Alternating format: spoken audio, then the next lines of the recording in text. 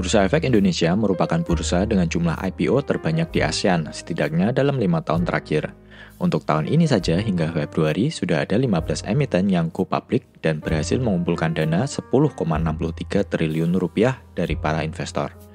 Lebih lanjut, jika ditotal dari seluruh perusahaan yang sudah dan bakal go public di Bursa Efek Indonesia awal tahun ini, akan ada sekitar 60 perusahaan.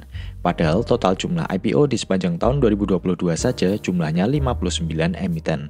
Kalau saya cek di situs IDX, maka hingga 12 Mei 2023 ada 40 emiten yang sudah melantai di bursa. Tentu saja, sebagai investor di Bursa Efek Indonesia, saya mengharapkan yang terbaik bagi bursa kita. Namun jangan sampai terjadi bubble IPO. Kita sudah melewati banyak bubble, dari bubble perbankan di krisis 1998, bubble perusahaan internet di tahun 2000, bubble kredit properti di tahun 2008, bubble motivator hingga bubble VC dan startup. Saya hanya takut jika banyak investor yang masih pemula yang belum memiliki pengetahuan yang cukup terkena dampaknya dengan membeli dan berinvestasi di emiten-emiten yang ternyata abal-abal.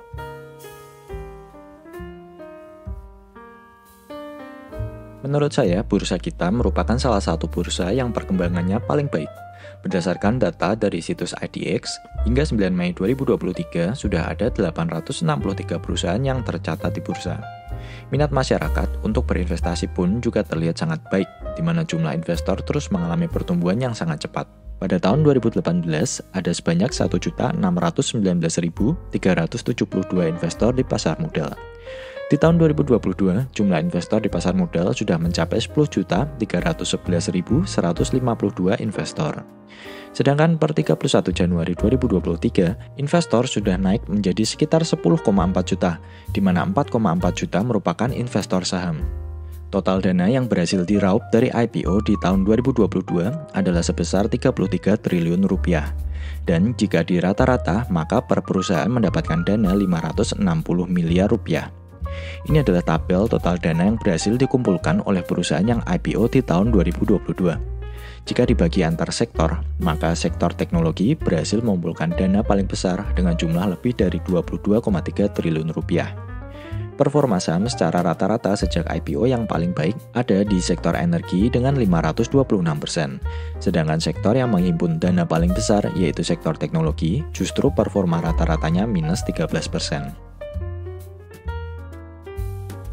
Perkembangan investor yang sangat tinggi disertai dengan total dana yang bisa diterima oleh emiten-emiten yang go public tentunya sangat baik dalam memutar perekonomian. Namun, investor juga perlu berhati-hati karena disinilah oknum-oknum juga bisa meraup dana segar. Tujuan utama suatu perusahaan melakukan IPO adalah untuk mendapatkan dana untuk berbagai keperluan seperti mengembangkan bisnis hingga membayar hutang. Selain itu, perusahaan yang melakukan IPO juga akan mendapatkan insentif pajak.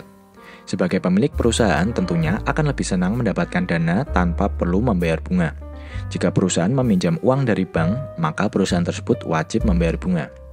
Investor yang membeli saham dari emiten yang go public, maka dana mereka akan menjadi milik dari perusahaan tersebut tanpa ada kewajiban bagi perusahaan untuk mengembalikan uang tersebut. Setelah proses IPO selesai, maka perputaran uang dari proses jual beli saham di pasar reguler akan berputar dari investor yang satu ke investor lainnya. Jadi, bagi pemilik perusahaan, IPO merupakan cara yang sangat menarik untuk mengumpulkan dana tanpa harus berhutang ke bank. Disinilah potensi oknum-oknum perusahaan bodong masuk yang tujuannya hanya mengambil dana dari masyarakat, setelah itu perusahaan dan sahamnya ditinggal begitu saja hingga gocap dan mungkin delisted. Saya pun mencoba melihat seperti apa perusahaan-perusahaan yang baru saja melantai di bursa. Apakah emiten-emiten ini memang memiliki bisnis dan fundamental yang jelas, atau terkesan belum layak IPO? Dan yang saya temukan ternyata sesuai dugaan. Ada beberapa emiten yang saya cek, ternyata jumlah pegawainya sangat sedikit untuk ukuran perusahaan yang go public. Karena saya tidak mau dikira menjelek-jelekan suatu perusahaan, maka saya tidak akan menyebutkan nama perusahaannya. Contohnya, ada perusahaan logistik yang jumlah karyawannya hanya 25 orang. Ada perusahaan media yang karyawannya hanya 22 orang. Hingga ada perusahaan bimbel yang jumlah karyawannya hanya 13 orang. Kalau diperhatikan lebih jauh, rata-rata emiten ini baru berdiri kurang dari 3 tahun. Coba teman-teman cek sendiri di laporan keuangan dari perusahaan yang dimiliki sahamnya. Cek juga apakah bisnisnya terlalu jauh, misalnya bawa-bawa teknologi AI hingga metaverse untuk menarik perhatian. AI dan metaverse itu sangat mahal dan rumit. Sejauh ini baru perusahaan-perusahaan seperti Nvidia, Microsoft hingga Amazon yang saya percaya memiliki infrastruktur yang layak. Saya belum research lebih jauh, namun bukankah sangat mungkin terjadi goreng-menggoreng laporan keuangan dan nilai aset sebelum IPO? Kita juga tidak pernah tahu siapa di balik auditornya, apakah ada kong kali kong atau hubungan kerjasama lainnya. Kalau ada pemilik perusahaan nakal yang terlilit hutang, dia bisa saja membangun perusahaan baru kemudian di IPO-kan. Setelah menyerap dana dari masyarakat untuk bayar hutang, perusahaannya yang IPO sengaja dibangkrutkan atau sahamnya dibiarkan saja sampai di delisting dari bursa. Tentunya saya tidak mengatakan emiten-emiten tadi melakukan kecurangan. Hanya saja saya berharap Bursa Efek Indonesia bisa lebih berhati-hati akan adanya potensi semacam ini. Ada beberapa skenario yang bisa berdampak negatif khususnya kepada investor retail yang masih baru dan masih semangat-semangatnya berinvestasi di Bursa Efek Indonesia. Skenario-skenario ini hanya imajinasi saya, jadi hanya sebagai warning saja agar investor lebih berhati-hati. Coba kita ingat lagi beberapa bubble yang telah terjadi di masa lalu. Krismon 1998 yang di dalamnya juga terjadi bubble perbankan. Salah satu penyebabnya adalah aturan pemerintah yang sangat longgar kepada masyarakat untuk mendirikan bank. Bubble properti 2008 yang terjadi di Amerika juga mirip, di mana sebelum bubble crash, peraturan untuk mengajukan kredit kepemilikan properti sangat mudah, sehingga banyak masyarakat yang belum layak untuk mendapatkan kredit bisa membeli properti dengan mudah. Kemudian bubble startup yang baru saja terjadi. Didukung oleh suku bunga yang rendah, VC bisa mendapatkan akses finansial yang mudah untuk berinvestasi pada startup-startup kecil. Di periode ini, banyak sekali anak-anak muda yang tiba-tiba menjadi kaya dan jadi motivator dadakan.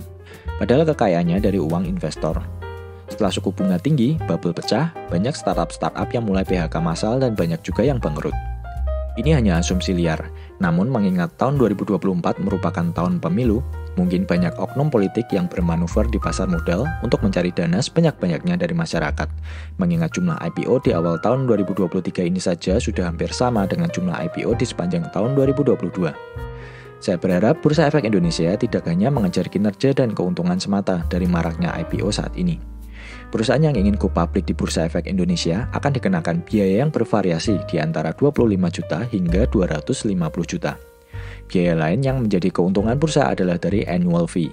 Bursa Efek Indonesia jangan sampai mengorbankan investor retail karena terlalu sibuk mengincar kinerja. Semakin banyak saham yang ditransaksikan, semakin banyak jumlah investor, maka otomatis perputaran uang akan semakin tinggi.